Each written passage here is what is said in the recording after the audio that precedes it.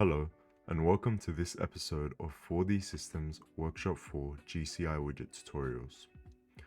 Workshop 4 provides a drag and drop design tool that makes it easy to build user interfaces across most of its development environments. These widgets are the key building blocks of those interfaces. There are three main widget types in Workshop 4. They are GCI widgets, internal functions or PMMC widgets, and inherit widgets. All widgets are fully customizable and available in both the ViSi and ViSi-Genie environments. In this video, we'll look at GCI input widgets, the controls you place on screen to capture touch input. We'll take a deep look at the slider widget, and then I'll give you the essential things you need to know about the other input widgets, such as the rotary switch, keyboard, and color picker. Let's get started. The slider widget is one of the most common input types in Workshop 4. It is perfect for adjusting and inputting values for things such as volume. To use the slider widget, I'm going to go to the widgets menu, select the inputs tab, and then select and drag the slider widget onto the screen. Now the slider widget will show up and I'll be able to move it around. Once placed on your form, you'll be able to access its properties in the Object Inspector menu. Here's a breakdown of what you can customize.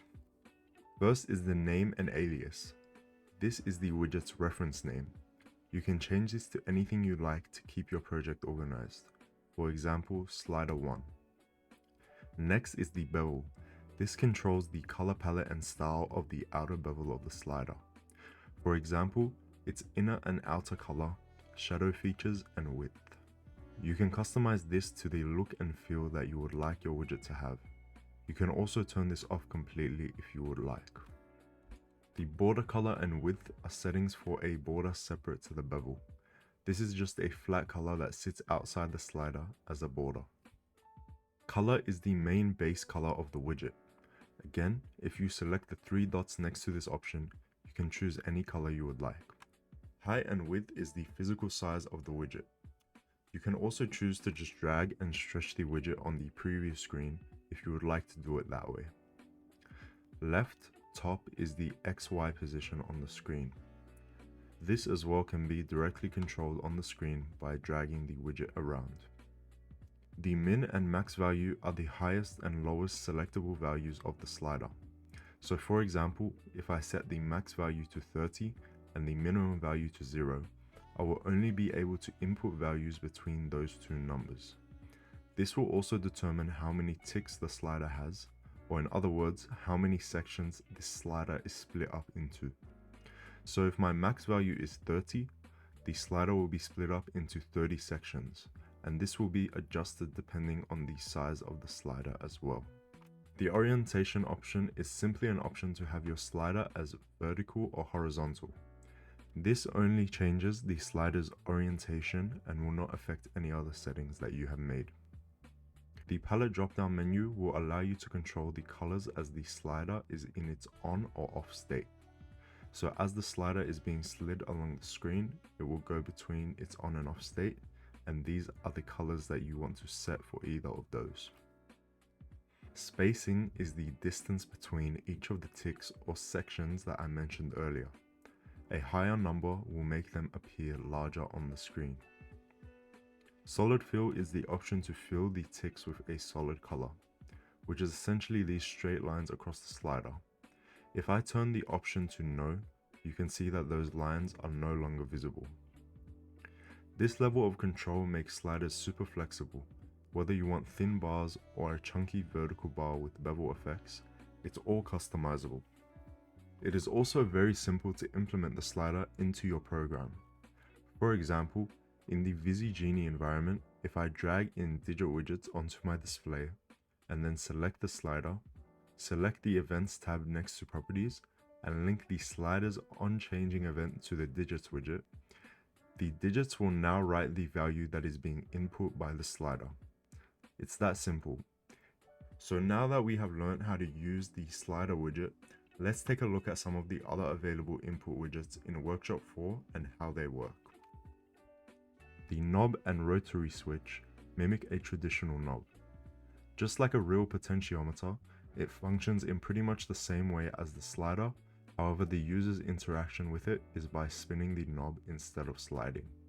So it is commonly used in similar applications such as volume control. It just depends on what type of interaction that you would like. Just like the slider, you can control the values, the angle range, and you can apply a back image as well if you would like. Next is the keyboard widget. The keyboard widget gives you an on-screen keyboard interface. This is handy for user input like entering names, passwords, search terms, or any kind of text field interaction. You can choose between QWERTY, numeric, or custom layouts, modify key size, color, font, and spacing, and handle keystroke events in Magic Code for advanced behavior. If you would like a more in-depth tutorial on how to use the keyboard, I would recommend watching the keyboard widget tutorial. I will link that video in the description as well. The next widget is the color picker. The color picker allows the user to select a color from a visual palette. This is especially useful for things such as lighting control interfaces or theme customization UIs. I will also be making a more in-depth tutorial for this widget, so stay tuned for that. The final input widgets are the smart knob and slider. These allow you to create your own widgets using your own custom-made graphics. I've used smart widgets in projects such as Prepulse and the timer. They behave in the same way as normal GCI widgets, however with more customization and control options. So that wraps up our look at the input widgets in Workshop 4. Whether you're building a control panel, media interface, or something totally custom, these input elements will help you make your UI interactive and intuitive. If you would like to take a look at the Gen 4 ULCD displays used in this tutorial, or any of our other product lines, please check our website forthesystems.com.au. If you have any more questions, please check out our other videos or the 4D Systems Resource Center for in-depth documentation on everything 4D related. Thank you for watching and stay tuned for more tutorials.